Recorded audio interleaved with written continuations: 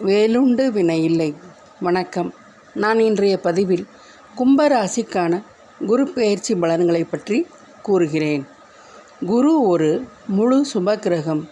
வருகிற மே மாதம் 14ஆம் தேதி குரு பகவான் ரிஷபராசியிலிருந்து விலகி மிதுன ராசிக்கு இடம்பெயர்கிறார். சுமார் 1 வருட காலம் அங்குதான் இருப்பார்.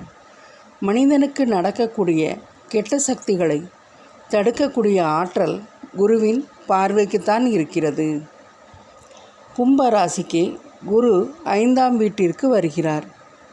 கும்பராசிக்கு குரு 2 மற்றும் 11ஆம் வீட்டிற்கு அதிபதி. அப்படிப்பட்ட குரு உங்கள் ராசிக்கு 5ஆம் வீட்டிற்கு வருகிறார். அங்கிருந்து 9ஆம் பார்வையாக கும்ப வீட்டை பார்க்கிறார். இது ஒரு மிகச்சிறந்த அமைப்பு. கும்பராசிக்கு குரு ஸ்தான பலம் பெறுகிறார்.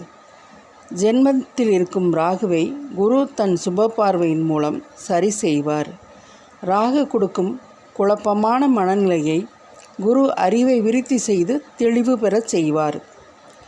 தைரியம் மற்றும் தன்னம்பிக்கை விரிவடைய செய்வார்.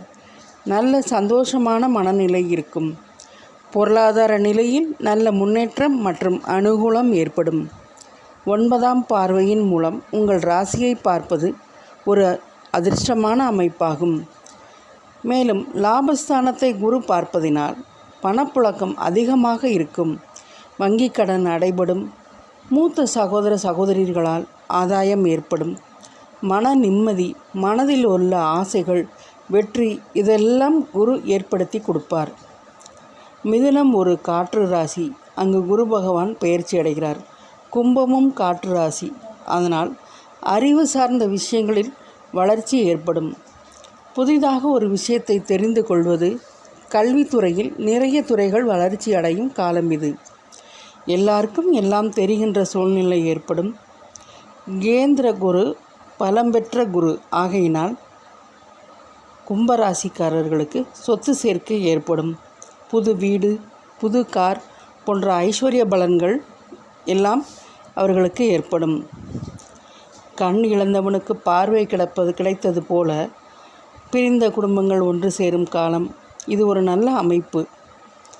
கல்யாணம் ஆகும் வயதுள்ளவர்களுக்கு கல்யாணம் கைகூடும் காலம். மேலும் குழந்தை பேறு இல்லாதவர்களுக்கு குழந்தை பாக்கியம் கிடைக்கும். கடல் கடந்து வாணிபம் செய்யக்கூடிய சூழ்நிலை ஏற்படும். எளிதில் உணர்ச்சி வசப்படாமல் நிதானமாக இருக்க வேண்டும். ஏனெனில் ஜென்மராகு உங்களுடைய ஆசையை தூண்டிவிடுவார். இதற்கு பரிகாரமாக பௌர்ணமி நாளில் திருவண்ணாமலையில் கிரிவலம் சென்று அருணாச்சலேஸ்வரரை வழிபட்டு வர நன்மை பயக்கும். நன்றி, வணக்கம்.